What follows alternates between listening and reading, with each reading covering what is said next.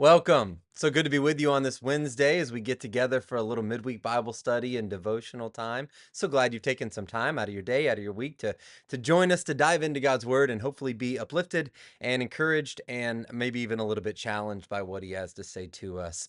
In John chapter 6, other than the resurrection of Jesus himself, we have probably two of the greatest and at least well-known miracles that Jesus ever did, right? I mean, the resurrection is far and away, the greatest miracle that God, Jesus, ever did.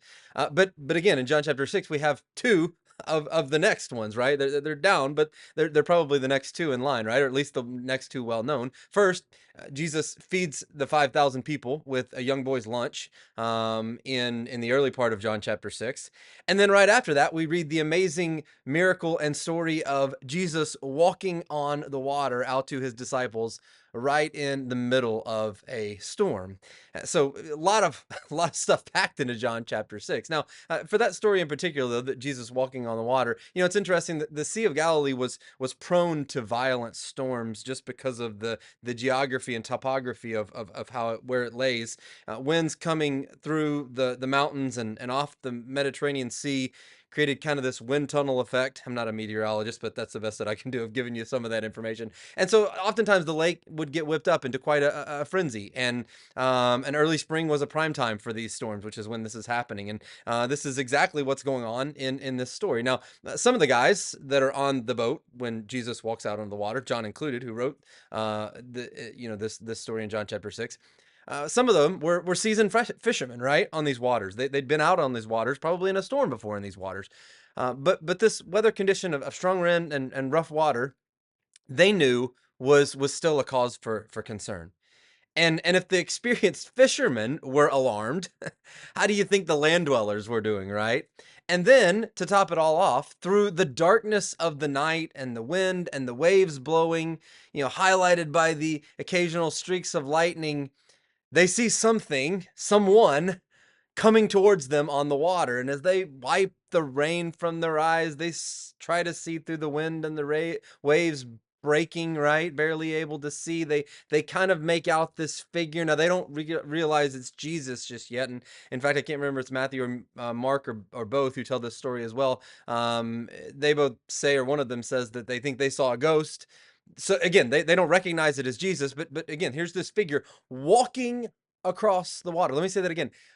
They don't know it's Jesus yet, but it is Jesus walking on top of the water in the midst of this storm. And then Jesus makes this powerful self-identifying statement. That's in verse 20, that's easy to kind of overlook.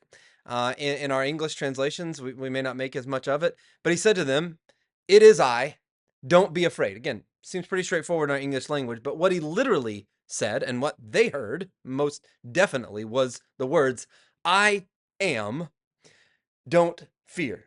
Now, that phrase may not mean a lot to us unless you understand some of the background behind it and where it goes all the way back into the Old Testament. I am is the one who appeared in the burning bush to Moses and gave him his name. I am is referring back to God. God is sending Moses back into Egyptian bondage, if you or the back to get the Israelites out of Egyptian bondage. If you remember that story in Exodus, and then brings them out right in the story of the Red Sea and all of those things that happen. But early on, when God is sending Moses, Moses says, "Well, who should I tell them is sending me?" And God says, "I am." That's who you tell them is sending you. I am who I am. In other words, I always have been, I always will be, and I am right in this moment. And so for those disciples, they knew right once he got close enough, it was Jesus the man. But now they were understanding this is Jesus, the Son of God, very God himself. And with Jesus providing this evidence of his divine origin and also recognizing that it's him now that they didn't recognize him before, John says that they eagerly allowed him into the boat. They welcomed him into the boat. If he can walk on water, they must have thought he can certainly get us out of this terrible storm, and they were right. Verse 21 says, "Then they were willing to take him into the boat, and I love this part.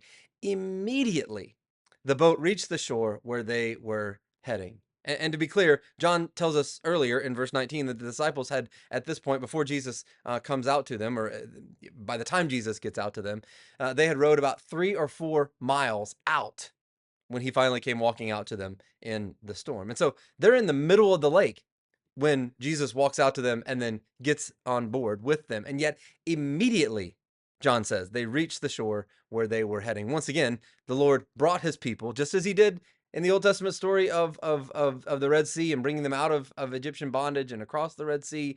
He brought them through troubled waters then, and he brings them through his people then in this story in John chapter 6, brings them through troubled waters here again to safety. And whereas the feeding of the 5,000 was, interestingly, for many people to see, this sign is just for the 12. It's just for those who are on the boat. It's just the 12 disciples. These men who, as we learn later, would be the seeds of the church as we know it today, right? Witness this sign pointing undoubtedly to Jesus as the Son of God. They had seen Jesus' power over matter, right? And making abundance out of very little food. Now they see his power over nature and walking on the water, and even over physics, right? By supernaturally getting them to the shoreline in an absolute instance, right?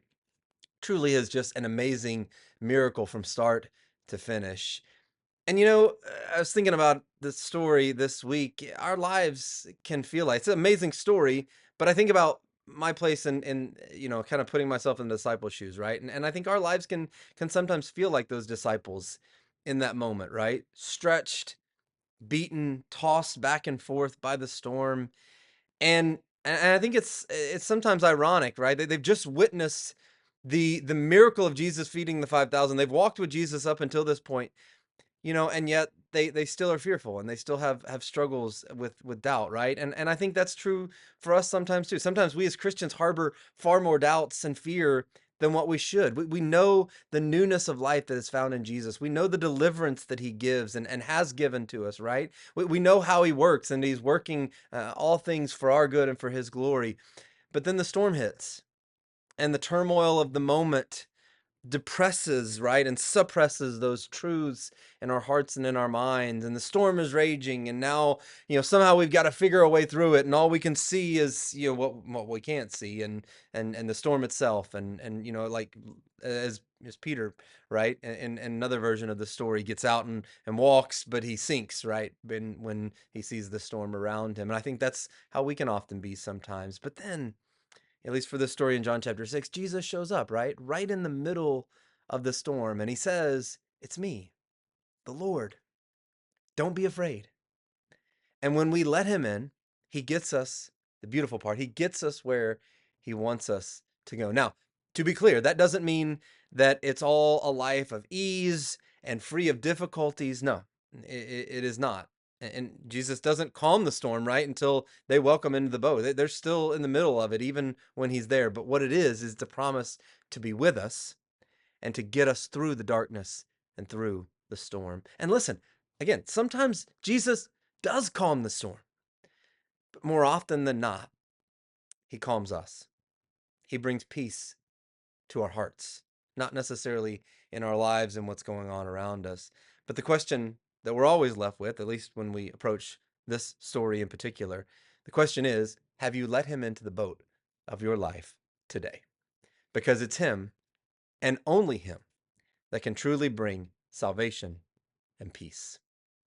Hope you have a blessed day. God bless.